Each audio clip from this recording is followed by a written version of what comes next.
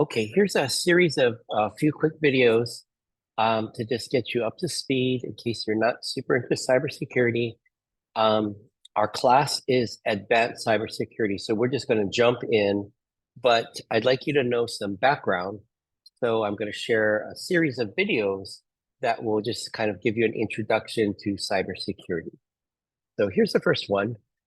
Um, the goal of cybersecurity is, of course, protection, mainly concerned with protection of data, but also protection of assets like computers and phones and things. So, as part of protecting, the best thing we can do is prevent, right? So, what can we do ahead of time to prevent a data breach or incident? But nothing is 100% safe.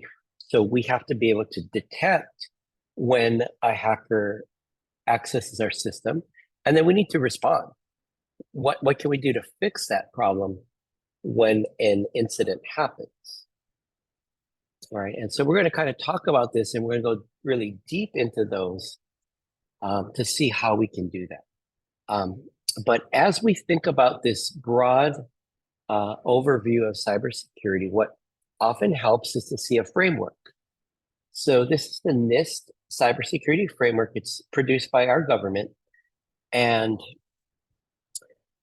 it just gives you a nice overview of what do we do in cybersecurity. Well, the first step is we identify. So what devices do we have on our network? Which one of those devices are connected to the internet, right? And then we can take that even further and say, okay, is all the software on that device up to date? Okay, and so there's a whole lot that goes into identifying.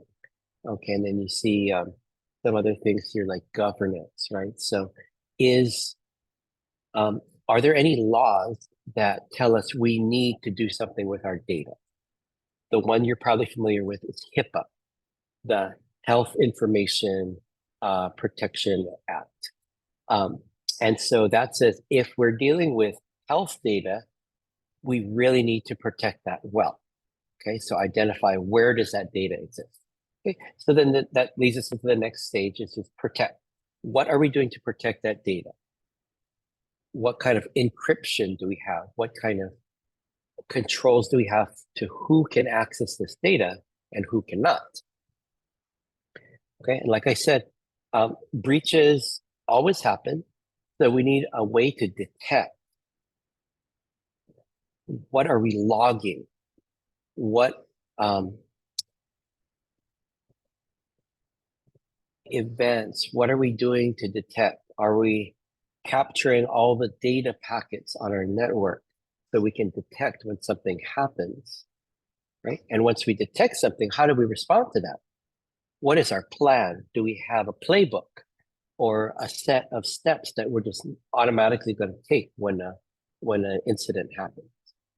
Okay, and that all leads to recovery. So if our data is accessed or deleted or we suffer ransomware, well, how then do we recover from that? So that's just a nice framework, a nice overview to kind of put everything into place. And we'll talk about all the different pieces in this. Okay, so another way to think about data and what we do in cybersecurity is the CIA triad. And so CIA stands for confidentiality, integrity, and availability. It's the goal of network security. It's the goal of protecting our data, right? Confidentiality is our data is not revealed, data is untapped, and then data is accessible. Okay, so if we dive into that a little bit more, well, confidentiality, we can't let unauthorized people access our data. So I'll give you an example of my bank account. Okay, I need to have access to that data, but you don't. So that's confidential data for me, right? And I need to have a strong password and some other factors so that you cannot have access, right? So that's confidentiality. Integrity is just that data is never changed.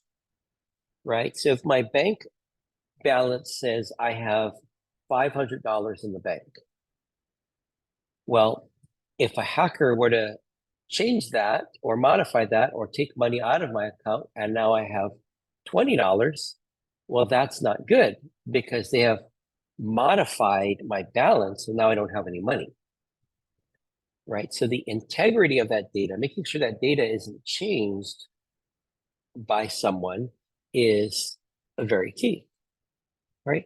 And then just having that data available.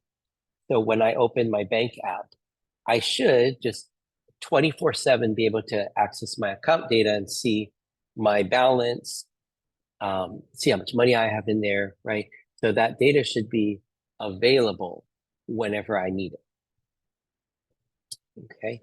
And so to protect this data, well, we do a number of different things, but data exists in different states.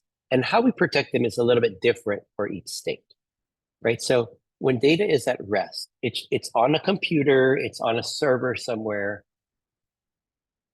Well, can somebody just sit down at a computer and look at that data? They shouldn't be able to, right? So it should be encrypted. So that's where encryption comes into play. Well, when I open up my bank app and the data is being transferred from my bank to my app on my phone, the data is in transit, right? It's coming over the internet. And so how is that encrypted? How is that secured so that, say, somebody can't be on the same Wi-Fi as me and be downloading all the information about my bank, right? So how is the data protected when it's in transit? And then finally, when I'm using data, like maybe on my computer, when I have a web page open and I'm doing things on my bank website, all of that information is stored in the computer's memory.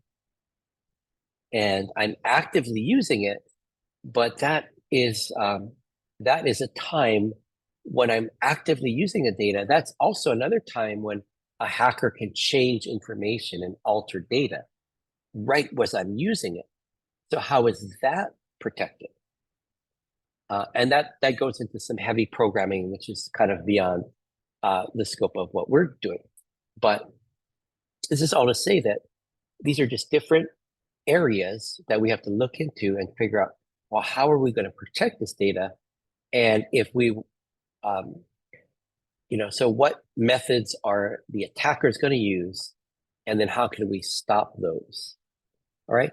So that's a quick overview of cybersecurity. And we're going to continue with this series, do a couple more videos and give you some background. All right.